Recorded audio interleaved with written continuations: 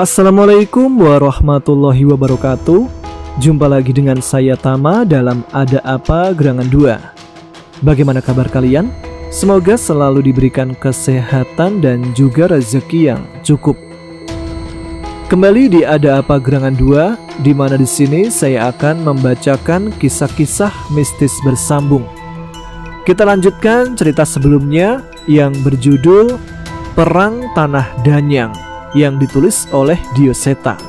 Seperti apa ceritanya? Langsung saja kita simak. Teman-teman, ada apa gerangan? Ceritanya mulai dari sini.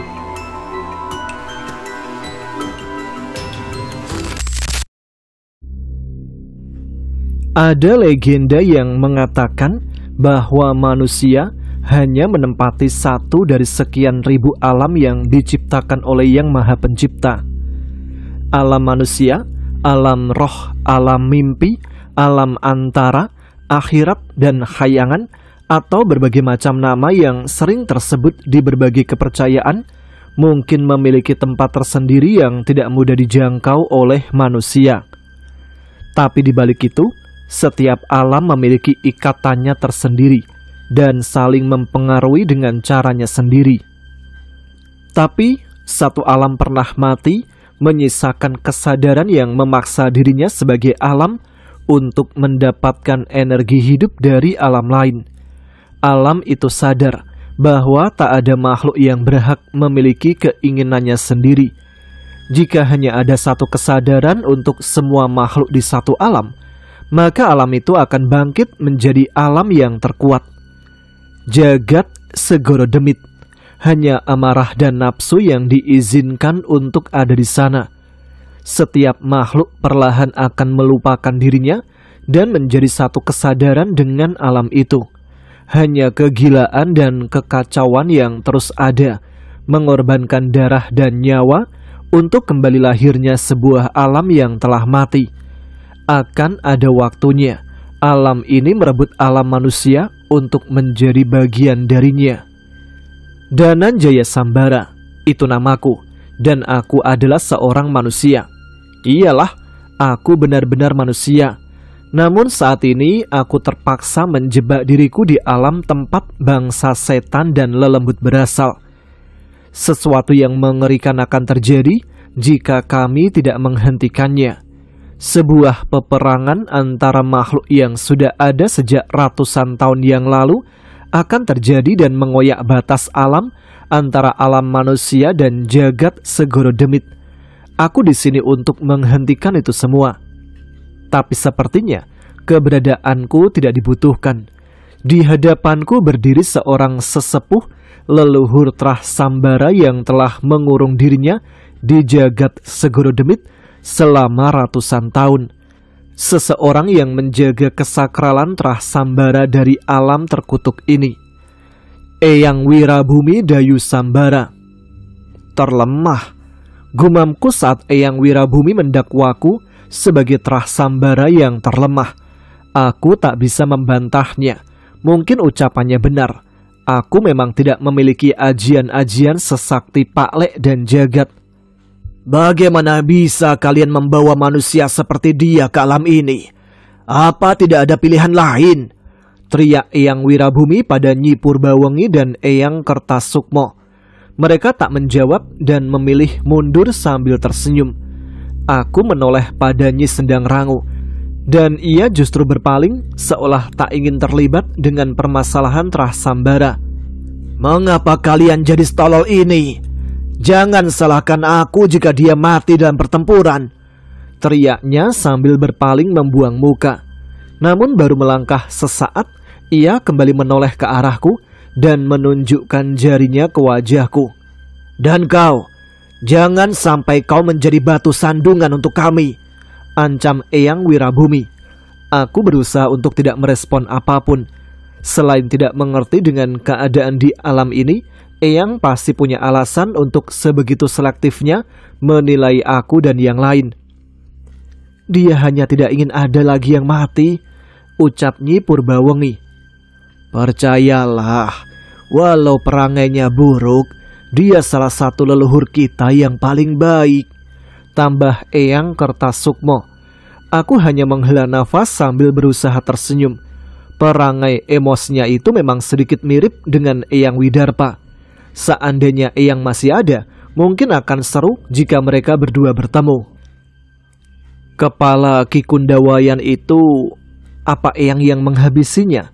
Tanya Mas Jagat. Tidak hanya Mas Jagat, aku pun merasa penasaran bagaimana makhluk sekuat itu dan hampir membunuh kami bisa takluk begitu saja. Eyang Wirabumi mencabut keris dari kepala itu. Ia melangkah menuju sebuah ruangan di mana terdapat sebuah cermin di sana. Aku melihat semua pertarungan kalian dari Koco Benggolo. Ledakan kekuatan telur jagat membuatnya lemah. Saat tiba di jagat Segoro Demit, kami menggunakan kesempatan itu untuk menghabisinya. Jelas Eyang Wirabumi. Kami? Pak Lek bertanya. Eyang Wirabumi memalingkan wajahnya dari cermin dan kembali menatap ke arah kami. Aku tidak seorang diri di sini. Leluhur kalian yang lain terpencar di alam ini. Mereka menghimpun kekuatan dan memburu danyang yang bersekutu dengannya. Aku semakin penasaran dengan wujud dari leluhur-leluhurku. Hampir setiap dari mereka memiliki sifat yang berbeda dan kehebatannya sendiri-sendiri. Setiap kemampuan itulah yang menurun kepada kami. Wirabumi, kau sudah mendapatkan pusaka itu? Eyang Kertasukmo tiba-tiba membuka pembicaraan. Namun Eyang Wirabumi membalasnya dengan menggeleng dan menghela nafas. Aku hampir tidak percaya jika pusaka Ratu Ular itu memang ada di alam ini. Sudah ratusan tahun aku mencarinya. Petunjuk yang kita miliki menuntun kami ke hasil yang kosong. Aku dan Pak Lek mempertanyakan apa yang dimaksud pusaka Ratu Ular itu.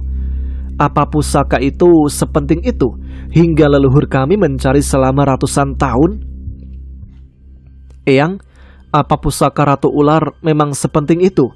Tanyaku pada Nyi Purbawengi. Nyi Purbawengi mengajak kami untuk duduk di ruangan. Koco Benggolo terlihat menutup dengan sendirinya ketika kami menjauh. Sekilas aku melihat bayangan dua orang perempuan yang berjalan di sebuah desa tua. Tapi apa yang kulihat itu tidak untuk kubahas saat ini. Pusaka Ratu Ular merupakan penentu perang para danyang di zaman dulu. Kami semua hampir musnah oleh kekuatannya. Jelas Nyi Purbawengi. Ia menceritakan saat Danyang Putih dan Trah Sambara berhasil menghentikan peperangan dengan menaklukkan Danyang Hitam, ada sosok Danyang dari Bukit Pesisir yang berkhianat. Ia menggunakan pusaka Ratu Ular yang seketika memakan ratusan nyawa untuk membangkitkan kembali kekuatan Danyang Hitam. Pengkhianat? Tanyaku. Nyi Purbawengi mengangguk. Danyang itu menitiskan kekuatan Dewi Samudra. Namun ia lahir dari tanah terkutuk. Siapa? Apa namanya dikenal di alam manusia? Tanya Mas Jagat. Manusia memujanya untuk menanti berkah alam. Namun ada yang menyembahnya untuk mendapatkan kekayaan.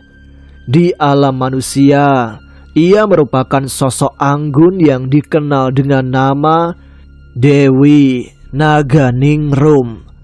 Eyang Kertasukmo mencoba menjelaskan. Ia menambahkan bahwa nama dan sosok anggun itu hanyalah kedok. Wujud sebenarnya adalah seekor ular raksasa yang menguasai tanah Bukit Pesisir. Berarti saat ini dia ada di alam manusia. Aku memastikan. Naganingrum hidup di dua alam. Ia mempunyai raga yang terkurung di alam ini dan roh di alam manusia. Jelas Nyi Purbawengi. Pukulan keras Eyang Wirabumi menghantam lantai kayu bangunan itu. Kupastikan ia akan mati tak bersisa saat berhadapan denganku nanti, teriak Eyang Wirabumi. Aku merasa ada permasalahan pelik yang membuat Eyang Wirabumi begitu dendam dengan sosok Naganingrum itu. Di tengah kebingungan itu, tiba-tiba Koco Benggolo memantulkan cahaya api yang begitu pekat. Eyang Wirabumi meninggalkan tempatnya dan bergegas menghampiri cermin itu. Ia buru-buru mengambil kerisnya lagi dan hendak meninggalkan ruangan. "Eyang, ada apa?"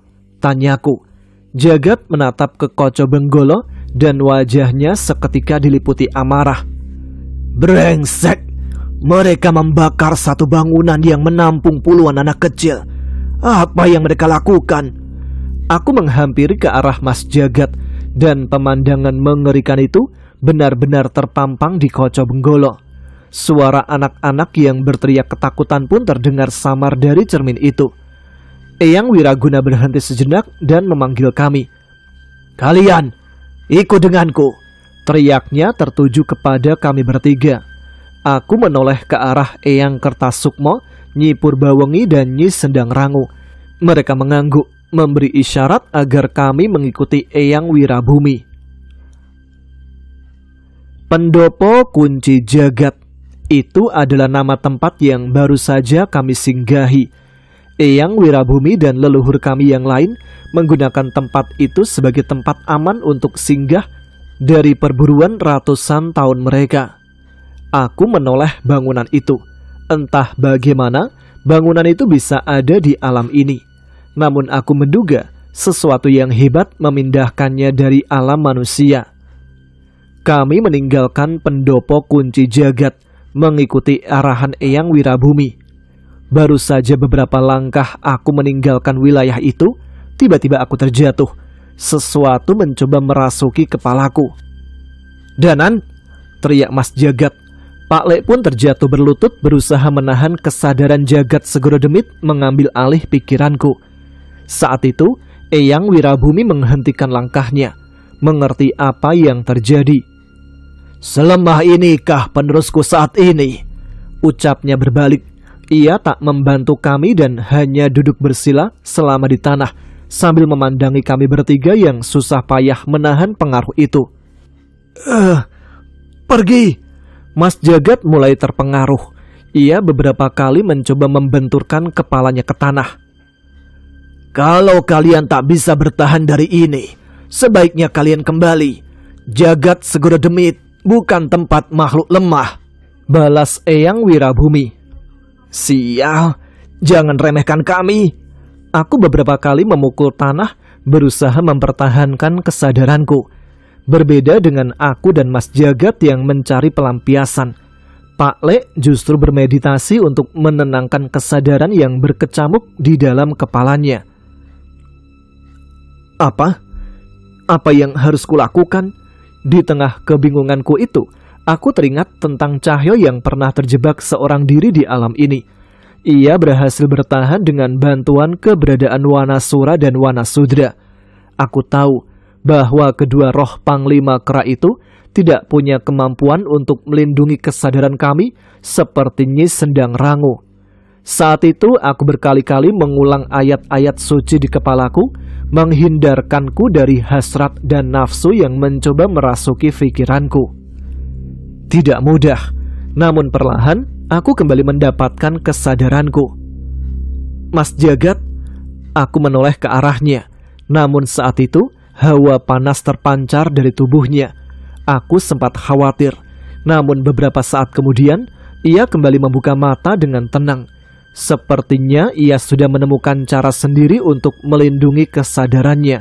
Begitu juga Pak Lek. "Sudah selesai?" tanya Eyang Wirabumi. Kami mengangguk. Benar-benar tidak ada pertolongan apapun dari leluhur kami. "Kita lanjutkan."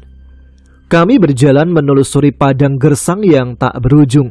Bahkan setiap kami berjalan, terkadang apa yang kami lihat berubah begitu saja. Benar-benar tak mungkin ada manusia yang bisa bertahan di sini. Setiap makhluk yang menemukan kami selalu berusaha mencoba untuk menjadikan kami mangsa mereka. Perjalanan kami berhenti di sebuah rawa dengan air yang hitam dan pekat. Aku terperanjat saat mendengar suara teriakan dan tangisan anak-anak kecil dari sekitar kami. Suara ini, "Kalian akan tahu sebentar lagi." Kami berjalan mengambil jalur setapak di antara rawa-rawa di sekitar kami. Suara teriakan dan rintihan itu terdengar semakin jelas, namun kami belum menemukan wujudnya. Saat hampir sampai di sisi seberang rawa, tiba-tiba gumpalan asap hitam muncul jauh dari hadapan kami. Suara sesuatu yang besar terdengar terseret dari gumpalan asap hitam itu. Kini terdengar jelas bahwa suara itu berasal dari arah itu. Danan, itu! Mas Jagat menyadarinya. Ada dua sosok makhluk bertubuh besar dengan wajah yang hancur. Ia mengenakan perhiasan tua seperti dari zaman kerajaan. Namun, ada rantai hitam mengikat lehernya. Di belakangnya, tangannya menggenggam tambang berwarna hitam pekat yang mengikat roh-roh yang terus meronta untuk menyelamatkan diri. Roh-roh itu terikat dan terus menangis berusaha untuk pergi. Namun kedua buto itu justru mempermainkan mereka dengan sadis. Wajah mereka dihancurkan, tubuh mereka dibanting, mereka diseret seperti binatang. Eyang Wirabumi melangkah menuju sosok itu. Mereka adalah... Danan, Pak Le. Belum sempat Eyang Wirabumi berkata, Mas Jagat memberi isyarat menunjukkan kabut gerbang ajian lintas alamnya. Sulit untuk kami menahan emosi kami, hingga kami tak menghiraukan Eyang Wirabumi dan melesat menuju dua buto itu. Dalam sekejap, tubuhku sudah muncul di hadapan salah satu raksasa. Keris raga sukmaku sudah menyala dengan sinaran putih, sementara kobaran api sudah menari di kedua lengan Pak Le. Darah hitam seketika mengalir dari leher di hadapanku, sementara di sisi Pak Le, api besar sudah membakar kepala raksasa di hadapannya. Roh manusia bukan mangsa kalian! Teriakku sambil menaiki tubuh raksasa itu dan menghujamkan kerisku ke arah dahinya. Kurang ngajar! Nyai Dewi tidak akan memaafkan kalian! Teriak raksasa di hadapanku. Ia menutupi dahinya dengan tangan, namun aku tak peduli. Sekali lagi, sebuah ajian kubacakan, hingga kilatan putih menyelimuti keris raga sukma. Darah hitam raksasa itu bermuncratan di wajahku.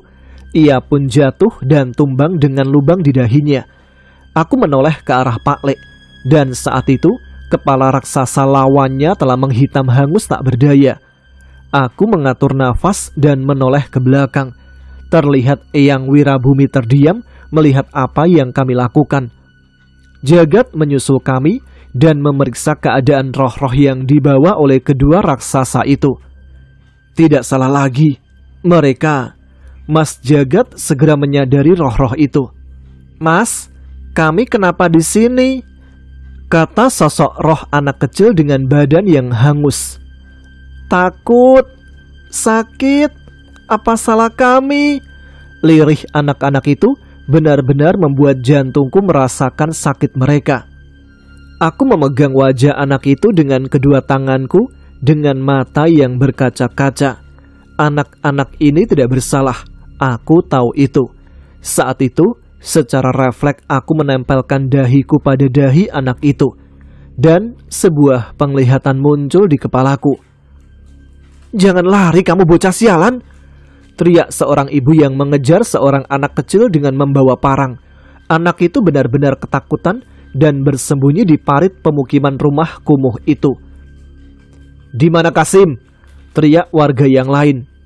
Hilang? Udah seperti setan itu anak. Anak bernama Kasim itu benar-benar ketakutan. Ia meringkuk sendiri di bawah parit dengan setengah tubuh yang basah. Ia tak berani bersuara atau bergerak.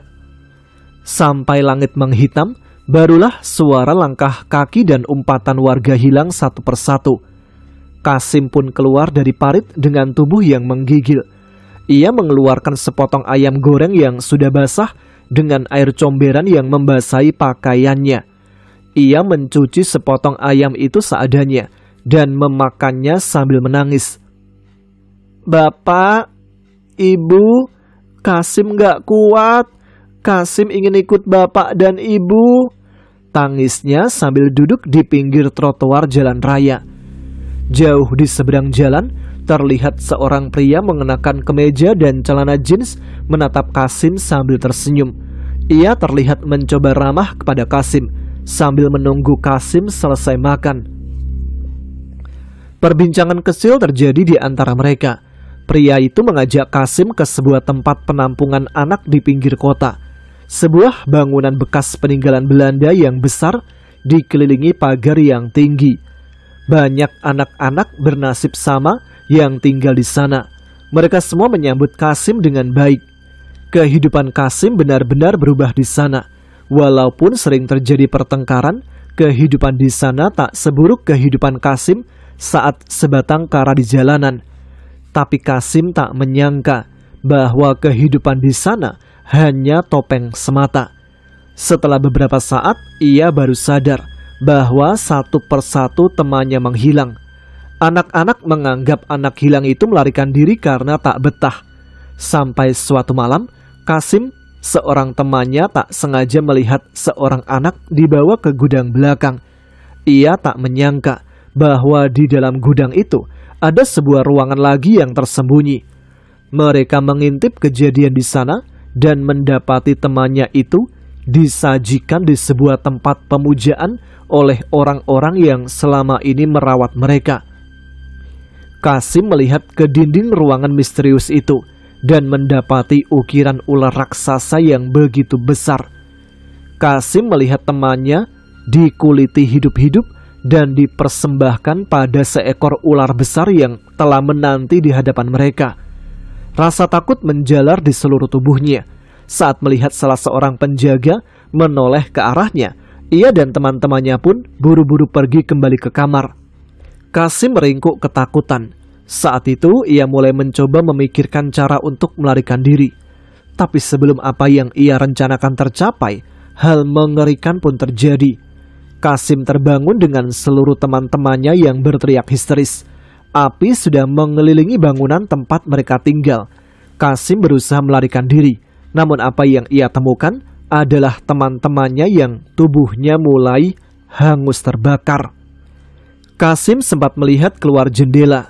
Ia melihat orang-orang membawa obor seolah memastikan bangunan itu harus hangus terbakar bersama dengan isinya. Saat itu, api mulai menyambar tubuh Kasim. Asap yang begitu pekat membuat ia mulai kehilangan kesadaran. Di dalam api ini, kami persembahkan daging, darah, tulang belulang dan nyawa mereka yang murni. Kasim mendengar suara-suara yang sangat dekat dengannya. Suara dari orang-orang yang memberikan harapan akan kehidupan yang lebih baik kepadanya dulu. Sesaat sebelum kematiannya, Kasim melihat seorang wanita dengan kulit hitam legam berjalan begitu saja di antara api yang memenuhi bangunan. Pakaiannya begitu tua dan lusuh, tidak seperti hidup di zaman ini. Perempuan itu menoleh dengan mata yang begitu besar ke arah Kasim dan membuka mulutnya. Kasim melihat lidah yang bercabang keluar dari mulut wanita misterius yang tersenyum kepadanya. Ibu bumi Bopo Angkoso, sedulur papat limo pancerku, kakang kawah adi ari-ari, rangkulan kulo, nyuwun pitulung, ngluwari jiwa-jiwa kang tanpa daya iki, marang sing Gusti, lan jaga saka perkara dening demit lan lelembut. Suara yang terdengar dari Eyang Wirabumi terdengar bersama memudarnya penglihatanku dan lenyapnya roh Kasim dari hadapanku. Aku berteriak saat terlepas dari penglihatan itu. Eyang Wirabumi berhasil menenangkan dan melenyapkan penderitaan roh itu dengan caranya sendiri.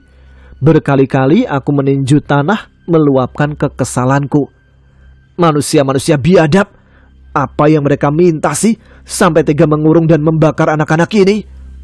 Aku kesal karena tak mampu berbuat apapun dan tak bisa menghentikan tragedi itu. Jadi, mereka ditumbalkan oleh pengasuhnya sendiri? Tanya Pak Lek. Aku mengangguk sambil berusaha menahan air mataku. Kini setelah mati pun mereka dibawa ke alam ini. Roh mereka pun akan menjadi bulan-bulanan setan itu. Awas! Tiba-tiba Raden Wirabumi menarik aku dan Pak Lek mundur menjauh. Tanpa kami sadari, sesuatu muncul dari dalam tanah. Ekor-ekor ular menggeliat dari tanah-tanah di sekitar kami. Di dekat kedua buta itu, tiba-tiba muncul sosok perempuan yang berdiri dengan anggun dengan wajah penuh amarah. Kau lagi? Sampai kapan kau akan merebut tumbal-tumbalku? Teriak sosok itu pada Eyang Wirabumi. Sampai tidak ada lagi manusia yang menjadi tumbal makhluk seperti kalian, balas Eyang Wirabumi yang maju mengambil posisi dengan berdiri di hadapan kami dengan keris di genggamannya. Akan kulumat mata kalian, kuremukkan kepala kalian, kukeringkan darah kalian. Sosok itu benar-benar mengamuk. Saat itu aku sadar bahwa sosok itu tak berjalan dengan kakinya. Seluruh ekor ular yang keluar dari tanah menyatu dengan tubuhnya. Jangan lengah, kita pergi, perintah Eyang Wirabumi. Bukan tanpa sebab, amarah makhluk itu seketika membuat tanah di sekitar kami bergetar. Tubuh kami pun terasa begitu berat dengan kekuatan yang memancar dari dirinya. Siapa dia, Eyang? Siapa makhluk mengerikan itu? Tanya Mas Jagat sambil terus berlari menghindari guncangan-guncangan ekor ular itu.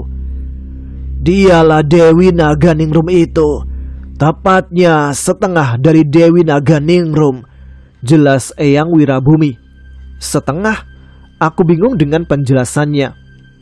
Sama seperti keris Raga Sukmamu yang punya dua wujud. Setan biadab itu punya dua tubuh yang berada di alam manusia dan alam ini. Aku baru mendengar hal seperti ini.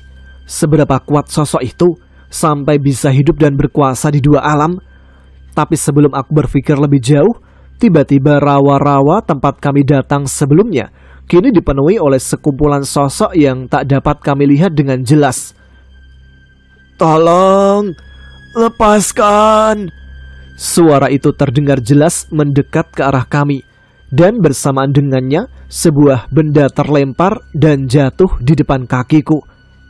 Kepala? Itu kepala manusia. Kepala itu masih merintih walau sudah terpisah dari badannya. Brengsek, gumamku. Tapi mereka tak berhenti. Satu persatu bagian tubuh manusia bercerai-berai dan mengambang di rawa-rawa. Pak Lek menyalakan api dengan ajiannya untuk membakar satu batang pohon yang besar. Saat itulah sosok-sosok mengerikan itu terlihat. Di balik pepohonan di sekitar kami sudah menanti ular-ular yang begitu besar. Mereka menikmati tubuh manusia dan membuang begitu saja sisa-sisa tubuh itu di rawa. Bagaimana ada manusia lain di alam ini? Mengapa mereka terus berteriak walaupun sudah mati? Jagat mempertanyakan apa yang terjadi. Mereka orang-orang bodoh yang menyembah demit Naganingrum itu. Mereka mengira akan berdampingan dengan demit itu setelah mati, namun berakhir seperti ini. Harusnya mereka bisa berpikir, untuk apa demit itu menyenangkan mereka setelah berhasil menyeret mereka untuk jatuh ke neraka di akhir zaman, jelas Eyang Wirabumi.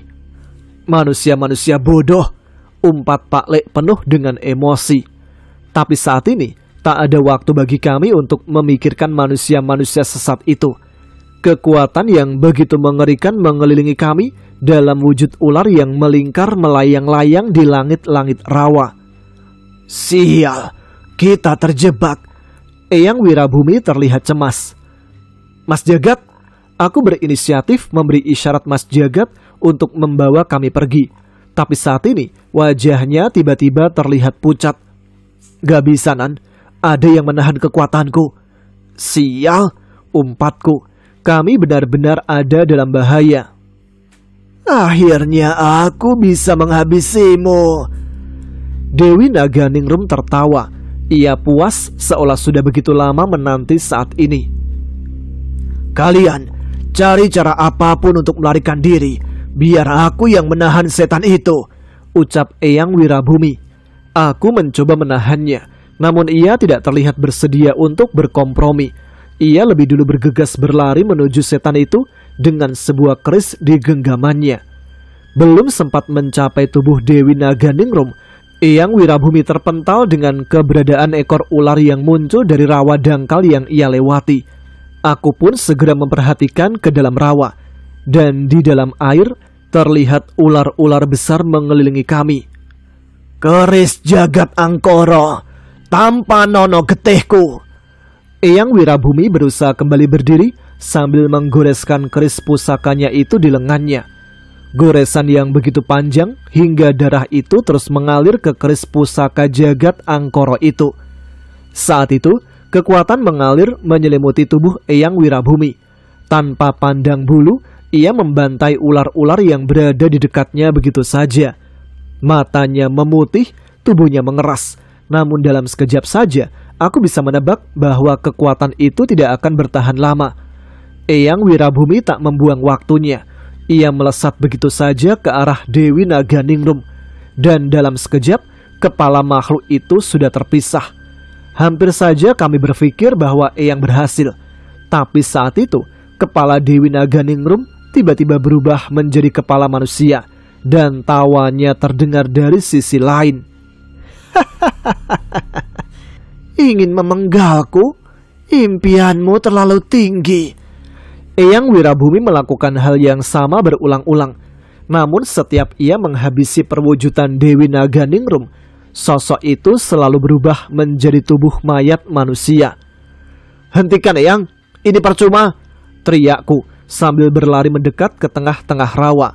Dengan susah payah aku berusaha menghindari ular di dalam rawa dan anggota tubuh yang mengambang di rawa ini. Dengan sekuat tenaga aku membacakan mantra untuk menyelimuti keris raga sukmaku dengan cahaya putih. Tanpa henti membacakan doa, aku menghujamkan keris raga sukma tepat di pusat rawa sekuat tenaga. Tunjukkan wujud aslimu. Seketika suara pohon-pohon yang patah terdengar di sekitar kami. Tanah di bawah kami bergetar dan air dari rawa mulai terserap ke tanah yang terbelah. Manusia kurang ajar. Sosok itu pun menunjukkan wujud aslinya. Namun itu sama sekali bukan hal yang baik. Seluruh tempat kami berdiri saat ini adalah bagian tubuhnya. Ia keluar dari tanah sebagai sosok ular sebesar bukit. Seolah meledek kami, di kepalanya tumbuh wujudnya dalam rupa manusia dengan kulit bersisik ular. Ini gila, ucapku. Sial, setan brengsek itu sudah mendapatkan tubuh aslinya kembali, keluh Eyang Wirabumi. Dalam kebingungan kami, tiba-tiba pukulan menghantam wajahku, Jagat dan Pak Le. Kami terpental begitu jauh, hingga darah mengalir dari tubuhku. Pergi, tidak ada kesempatan lain lagi, teriak Eyang Wirabumi. Tidak, kami tidak bisa meninggalkan Eyang, teriak Pak Le. Jangan goblok, aku sudah mati. Kalian harus tetap hidup untuk melindungi alam manusia. Di hadapan kami saat ini, terlihat Eyang Wirabumi berdiri seorang diri, menghadapi ular sebesar bukit itu. Ini pemandangan yang mengerikan. Tak ada celah untuk dirinya bisa bertahan dari keganasan makhluk itu. Kematianmu harus dirayakan. Tawa Dewi Naganingrum. Saat itu, ular raksasa itu menghantamkan ekornya ke tanah dan seketika tubuh-tubuh manusia yang tercerai-berai terlontar ke atas langit. Tetesan darah mereka pun menghujani kami bersama jatuhnya kepala, tangan dan berbagai bagian tubuh manusia. Biadab, teriak Eyang Wirabumi dengan amarah menyelimutinya. Sekali lagi, ia menggoreskan keris itu di tangannya dengan luka yang semakin dalam. Kulitnya memucat dan tubuhnya semakin lemah. Namun kekuatan besar kembali mengalir di tubuhnya. Sebuah gerakan keris diayunkan. Dan seketika tebasan besar yang tak terlihat merobek tubuh Dewi Naganingrum. Tebasan-tebasan itu berasal dari keris di tangan Eyang Wirabumi. Sebuah ilmu yang mengerikan. Namun bayarannya tidak main-main. Terlihat wajah Dewi Naganingrum meringis kesakitan menerima serangan itu. Namun sayangnya, serangan itu tak cukup untuk menumbangkan ular sebesar bukit. Kurang ajar, sudah saatnya aku mati. Dewi Naganingrum menyibak salah satu ekornya hingga ratusan ular beracun berterbangan dan bersiap menghujani tubuh Eyang Wirabumi. Menyadari hal itu, Eyang Wirabumi ingin segera pergi dari tempatnya berpijak. Namun tiba-tiba ia terjatuh dengan lutut menghantam tanah.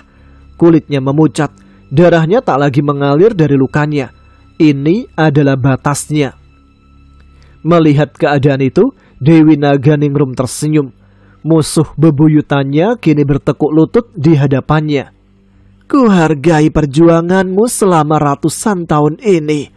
Tapi perang para Danyang akan kembali bangkit. Dan kali ini, Danyang hitam yang akan memenangkannya.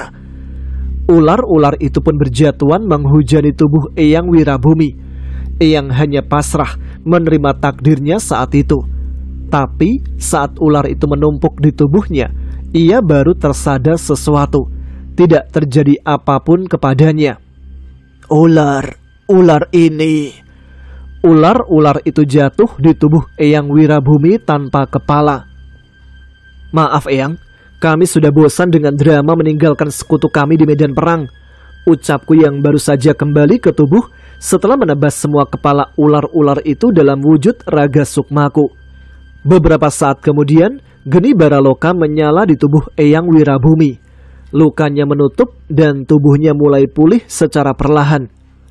Kami di sini untuk menghadapi mereka, bukan melarikan diri Eyang. Balas Pak Lek yang mulai memainkan api di tangannya. Aku melihat tangan Pak Lek menggenggam gagang keris sukma geni yang sudah hancur. Hanya tersisa potongan bilah hitam di keris itu. Sepertinya Pak Lek berniat menggunakan sisa-sisa keris sukma geni di tangannya. Walaupun kekuatan mereka mempengaruhi alam, aku tak pernah mengetahui bahwa Danyang seperti mereka lebih mulia dari kita. Mas Jaga terlihat telah menggenggam beberapa batu di tangannya. Kalian bodoh, teriak Eyang Wirabumi. Tanpa memperdulikan ucapan Eyang Wirabumi, Jagat membacakan ajian watu geni dan melemparkan batu di tangannya pada ular sebesar bukit itu. Ledakan ajian watu geni semakin besar. Aku pun sadar, selama berada di Jagat Segoro Demit, Pak Lek lebih mudah menguasai apinya. Mas Jagat lebih mudah menggunakan ajian lintas alamnya. Energi metafisika di alam ini masih mengalir deras hingga kami lebih leluasa menggunakan ajian kami. Serangan Mas Jaga tidak berhenti. Saat itu, aku dan Pak Lek berpencar mengambil jalur kami sendiri. Ini balasan atas yang kalian lakukan pada Kasim. Mata ular itu tergores hingga tubuhnya menggelepar. Namun aku belum selesai. Kilatan demi kilatan dari keris raga sukma menghujam ke satu titik hingga sebuah lubang terbuka di kepala ular itu. Tubuh ular itu mengeluarkan uap hitam yang panas. Suara gemuruh tangis terdengar dari tubuh ular itu, seolah tubuh itu menyatu dengan tumbal-tumbalnya. Panas, sungguh panas, tapi aku masih belum puas. Ini tidak lebih dari apa yang dirasakan Kasim. Danan! Teriak Pak Lek yang membakar tubuhku dengan geni Baraloka. Ledakan-ledakan terus terdengar dari ajian watu geni Mas Jagat. Kami bertarung di gelap dan panasnya uap hitam makhluk itu.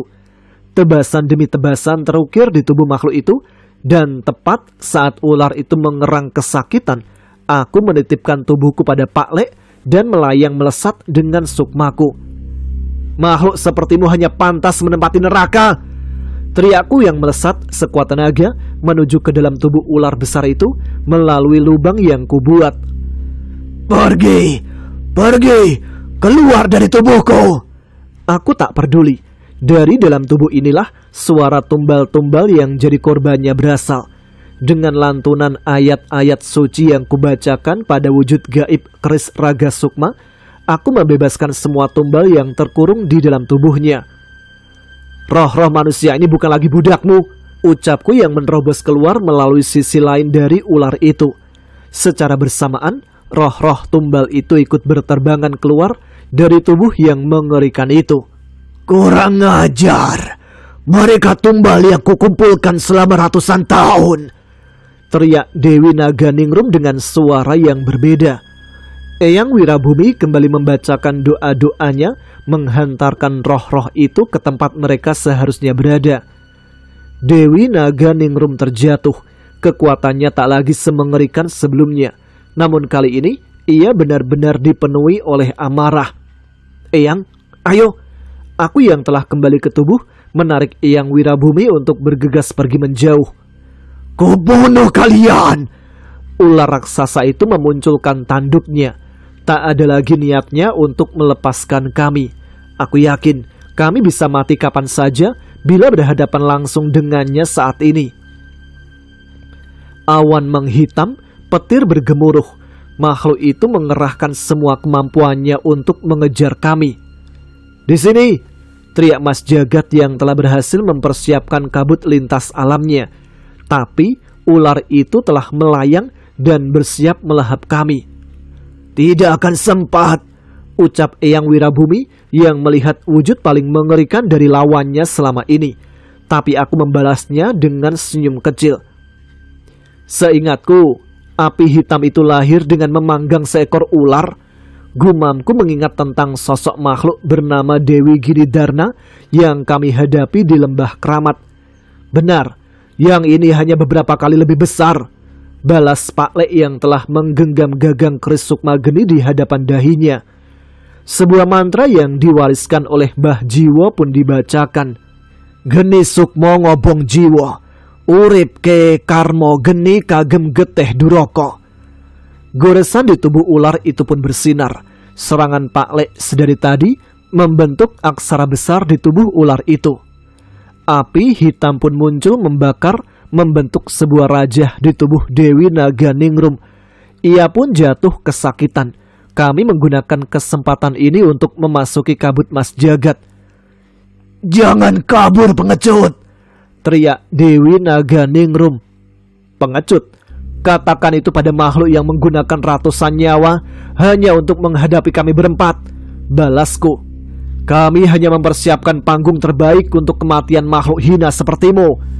Balas Mas Jagat yang segera menutup kabut lintas alamnya. Saat itu kami pun berlari melintasi berbagai alam mengerikan di jagat Segoro Demit. Alam di dalam alam. Entah bagaimana aku menjelaskannya. Tapi inilah yang terjadi saat ini.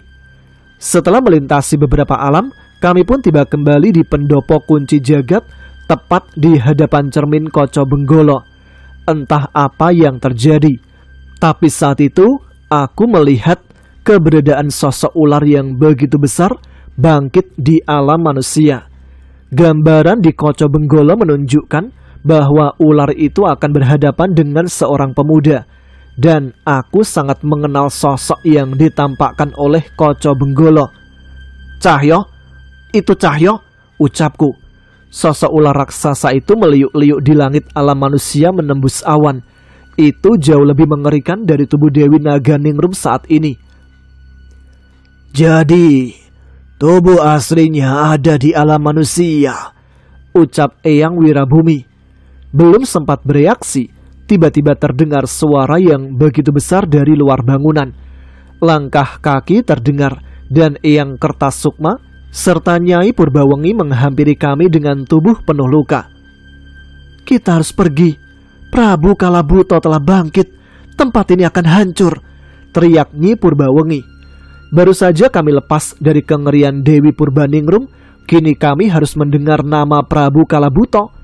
Gila, ini gila. Aku membawa Koco Benggolo itu dan berlari meninggalkan pendopo. Terlihat Nyi Sendang Rangu melayang-layang di langit melebarkan selendangnya melindungi wilayah ini. Aku kembali menatap Koco Benggolo sejenak dan mencoba menyampaikan sesuatu pada Cahyo. Jul, kami salah. Masalah terbesar ada di alam manusia. Ucapku ingin memperingatkan tentang Dewi Naganingrum. Dengar baik-baik Jul.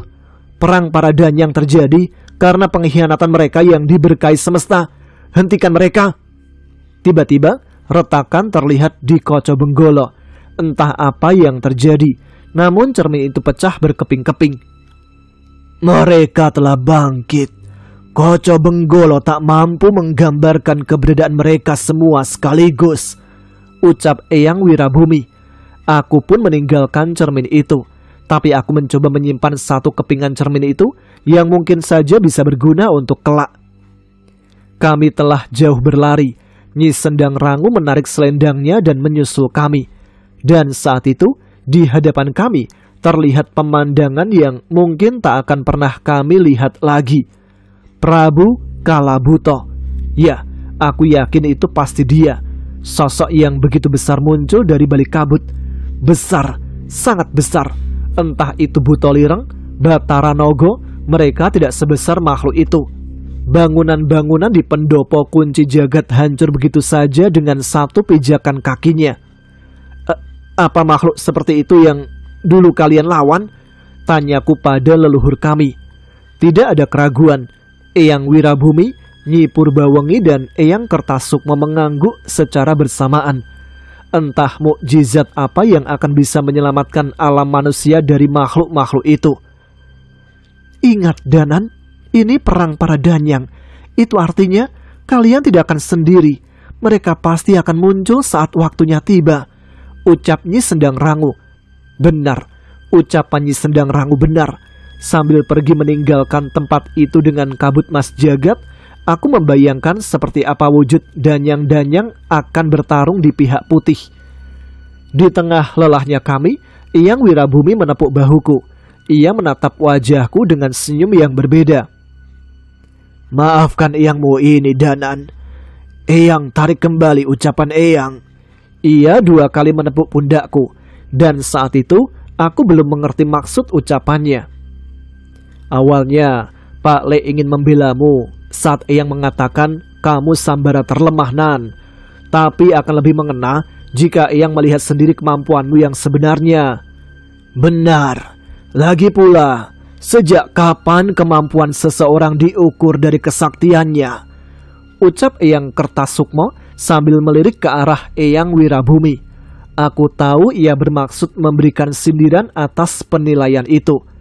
Ya, aku bersyukur ketika ternyata aku tidak mempermalukan leluhurku. Tapi bukan berarti aku bisa tenang. Penilaian Eyang juga membuka mataku bahwa perang tanah danyang membutuhkan lebih dari sekedar apa yang kumiliki sekarang. Baiklah, sampai di sini dulu episode kali ini. Kita akan lanjutkan cerita yang berjudul Perang Tanah Danyang dari Dioseta pada episode selanjutnya. Terima kasih untuk teman-teman yang sudah menyimak episode kali ini. Terima kasih atas semua dukungan kalian. Jangan lupa juga tuliskan komen, tunjukkan eksistensi kalian. Dan sekarang saya Tama harus pamit. Tetap semangat, jaga kesehatan selama bulan puasa ini. Wassalamualaikum warahmatullahi wabarakatuh.